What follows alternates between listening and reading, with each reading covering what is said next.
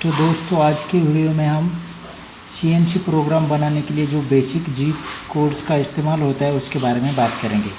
तो मैंने यहाँ पे एक लिस्ट बना ली है, तो हम डायरेक्ट उस कोड के बारे में बात करेंगे। G00 का मतलब होता है हम टूल को एक जगह से दूसरी जगह रैपिडली ले जाने के लिए G00 का इस्तेमाल करते हैं। G01 का मतलब है लीनियर इंटरपोलेशन। G01 लगाने के बाद में हमारा टूल कटिंग करना स्टार्ट कर देता है, लेकिन एक लाइन में, यानी कि स्ट्रेट लाइन पाथ में हमारा टूल ट्रैवल करते हुए जॉब को काटता है। उसके बाद में G02 और G03 इन कोड्स का मतलब होता है सर्कुलर इंटरपोलेशन। दोनों का मतलब एक ही है, सर्कुलर इंटरपोलेशन, यानी कि हमारा टूल सर्कुलर पाथ में जॉब को काटता है। लेकिन किस प्रकार, जब हम G02 लगाते हैं तो तब टूल की डायरेक्शन रहती है क्लॉकवाइज, यानी कि घड़ी जो दिशा में घूमती है उस दिशा में हमारा टूल मटेरियल को काटते हुए जाता है। और G03 का मतलब है सर्कुलर इंटरपोलेशन, यानी कि एंटी क्लॉकवाइज, यानी कि घड़ी की उस उल्टी दिशा में हमारा टूल कटिंग करता है।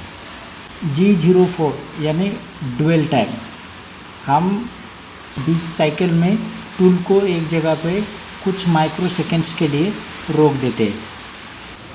इसका मतलब है हमने ड्वेल टाइम लगाया यहाँ पे G04 के मदद से। और P यानी कि जो हम टूल को यहाँ पे 1000 माइक्रो सेकेंड्स के लिए यहाँ पे रुकाने वाले, तो ऐसे डिनोट किया जाता है प्रोग्राम में। उसके बाद में है G28 की मदद से हम मशीन को होमिंग पे भेज देते, यानी कि रेफरेंस पॉइंट पे भेज देते।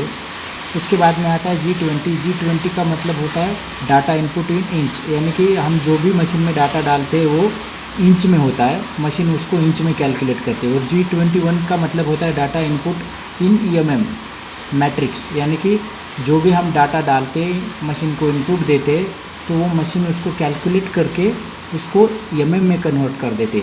हमको करना इतना ही होता है कि ये कोड लगाने होते। G20 लगाए तो वो मशीन इंच में कैलकुलेशन करेगी, और G21 लगाए तो जो हम डाटा इनपुट करेंगे उसको मशीन EMM में कैलकुलेट करके लेंगे।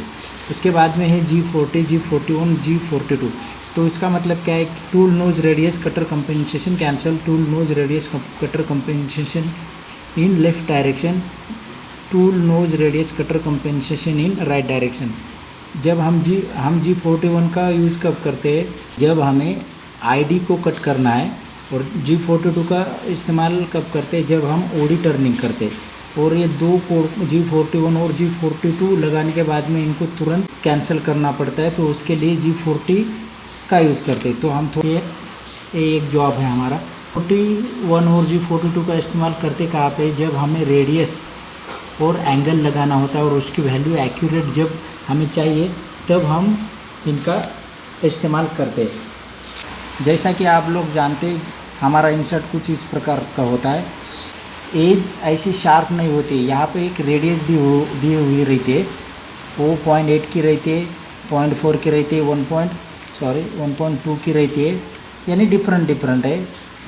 जैसे हमारे रिक्वायरमेंट के हिसाब से हम 0.8, 0.4 और 1.2 की रेडियस वाला इंसर्ट सेलेक्ट करते हैं। ये जो रेडियस रहता है, अगर हमें एक्यूरेट रेडियस की और एंगल की वैल्यू चाहिए तो हमको G40, G42 और G41 का यूज़ करना है। अगर ये नहीं लगाएंगे तो फिर हमारे चाम्फर होल रेडियस की वैल्यू एक्यूरेट नहीं आएंगी।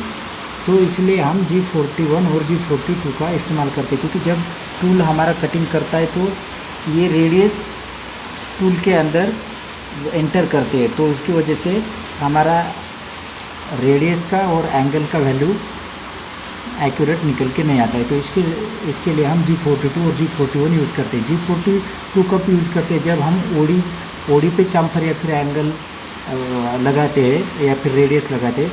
और G41 हम कब लगाते हैं, जब हम रेडियस और एंगल या फिर चाम्फर ID में मारते हैं, तब हम G41 लगाते हैं। और जब OD में चाम्फर या रेडियस या फिर एंगल मारना है तब हम G42 का इस्तेमाल करते हैं। और G41 और G42 लगाने के बाद में तुरंत उसके नेक्स्ट ब्लॉक में G40 डाल के हमें G41 और G42 में इन दोनों को कैंसिल करना पड़ता है, नहीं तो मशीन वो G41 G42 में ही चलती रहेंगी। इसके लिए तो ध्यान से हमें G40 डालना पड़ता है जब हम G41 या फिर G42 का यूज़ करते हैं। उसके बाद में है G50, उसका मतलब होता है मैक्सिमम स्पिंडल स्पीड। जब भी हम RPM जब हम G96 का यूज़ करते हैं यानी कांस्टेंट सरफेस कटिंग स्पीड, तब उसके बाद में हम G50 का यूज़ करते हैं। ये डी क्या करता है, ये डिफाइन करता है कि मैक्सिमम स्पिंडल स्पीड हमें कितनी देनी है। तो G96 के साथ में हम G50 का यूज़ करते तो 9 और G97 का मतलब क्या है, कांस्टेंट स्पिंडल स्पीड है। जब हम G97 यूज़ करते तब हमें G50 लगाने की ज़रूरत नहीं है, क्योंकि ये constant spindle speed throughout maintain करता है। यानी कि अगर हमने स्पिंडल स्पीड 2000 दी थी वो पूरे प्रोग्राम में हमारा स्पिंडल 2000 की स्पीड से ही घूमता रहेगा। अगर G96 लगाया तो हमें डिफाइन करना पड़ता है G50 के साथ में कि मैक्सिमम स्पिंडल स्पीड क्या रहेगी। तो बाद में है G54, उसका मतलब होता है वर्क ऑफसेट, यानी कि अगर नंबर ऑफ वर्क्स हम VMC मशीन में लगाते हैं एक के साथ में, तो तब हम G54 का यूज़ करते। G91 जब हम यूज़ करते तब उसका ओरिजिन रहता है वो पॉइंट टू पॉइंट चेंज होते जाता है, और G90 में मतलब फिक्स ओरिजिन रहता है। वो ओरिजिन जब हम ज्योमेट्री का ऑफसेट X0 और Z0 लेते हैं वही उसका ओरिजिन पॉइंट रहता है थ्रू आउट साइकिल। लेकिन G91 में वैसा नहीं रहता, इसके अपोजिट रहता है।